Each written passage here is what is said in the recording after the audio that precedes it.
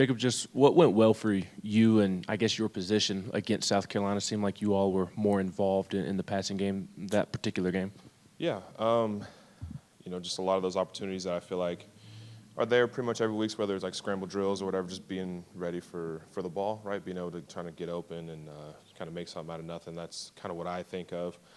There's a lot of things that we just kind of get to as the game goes on, too, just adjustments that the coaching staff makes, whether they see a certain action off of a run, sell, or whatever it may be that we were able to get to, a couple of big plays for us, which is good. That's what we want, and that's kind of what we're looking forward to, kind of moving through the season. Brew McCoy was sort of unique in his skill set. You've seen Caleb and Chaz Nimrod up close more than we have. What's their skill set? What are they really good at receiver? Super talented. Man, we got guys that are extremely athletic, that move really well, run really, really smooth routes, look good, just running around catching the ball. And guys that, can make big catches for us, right? Have the ability, like you see Ramel Keaton and kind of the big catches he makes. You saw Squirrel last week making a ginormous catch that went viral and all over SportsCenter and everything like that. So that room is packed full of guys like that that are just, waiting to step up and become comfortable in that opportunity and become comfortable, with that new role they're going to have to take on. So it'll be cool to kind of see them and support them and back them up through all of it. Jacob, the catches are one thing to replace from Brew, but his physicality, run after catch, and those things are pretty unique. How do you guys try to compensate to maybe try to make up for that, and who needs to step up in that role? Obviously, the first person I would say is myself, right, and the tight ends in general, McAllen, and whoever's in there. I think that his physicality is something that you really desire and you want on the perimeter for all of the little passes that we throw out to the side, whether he's blocking. I think back to the block he had from McAllen whenever McAllen scored that big long run. Just things like that are really special about him that your team's going to miss, right? But I think, again, the same way that I just talked about how well, Chaz and Caleb and them run and catch, I think they block well too, and they care about each other. They care about their teammates, and so that's where you see, guys selling on the perimeter, blocking for their friends or blocking down the field for the quarterback, whoever it may be. But yeah, we kind of just have to all develop that identity that we're going to get that +2.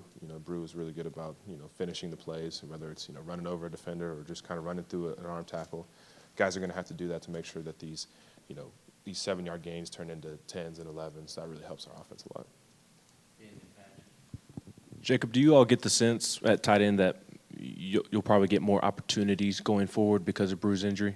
I think because Brew's injury, but also just because we've proven in a way that the ball comes our way, we make plays, and I think that's something that you look at and is a positive, right, for myself, just because in the past, whether we have gotten a lot of touches or haven't gotten a lot of touches, we've done our job and we've done what we're asked to do the same way that everybody else in this offense does. So the moment that we do start getting a number called a little bit more, then we're more than prepared to attack it and ready for it. And there are a couple of plays I'm sure McCollum would like to have back in Sure. that South Carolina game. Just Yeah. where's his head been at? What have you kind of done to make sure his confidence is still up? Yeah, being able to play this game at a high level, you have to be able to snap and clear is what we call it, park it, refocus, whatever you want to say. Just focus on your mental game more than kind of what's going on physically. And McAllen's a mature guy. He's obviously a 6-year, seen a lot of things, been through a lot of things, and the guy's tough, man, mentally tough, physically tough, and just super excited to see I don't really even say him bounce back, right? But just him have the game that he knows and we all know that he can. So. Jacob, I'm sure you and McCollum would love to catch a lot of passes and make a lot of plays in the passing game, but you guys are also helping out in the run game. You guys lead the SEC in rushing. From your vantage point, what do you think is working up front, and why are you guys been so successful running the ball? Communication, first of all, understanding kind of where we need to be, how we fit into the scheme, and then also just trust, man, from the coaches to be able to, do our job, right? I think that it's I won't say a big ask of the tight ends to be super involved in the run game, but you don't see a lot of it done really well at a really high level across the country, and so it's really cool to kind of be a part of a system that trusts our guys to go in there and man, create space and create gaps, and whether it's down blocks on gaps or front side of zone blocks, whatever it may be, man, it's been really cool to be trusted with that and have a coach that can really deliver the information and help us kind of reach that point that we want to. We got an O-line coach pretty much now at the tight end position. So, man, we're always coached up, always schemed up, know how to, take the right feet and have the right hands, whatever it may be, to be really successful in there. So. Can you give some specific examples of Cooper Mays' impact being back in the lineup, whether it's helping Joe, helping a guy next to him, anything like that? Yes, I mentioned earlier just communication, right? I think he's master communicator, does a really, really good job of being extremely clear in, what he wants, what he sees, what he thinks the right call may be.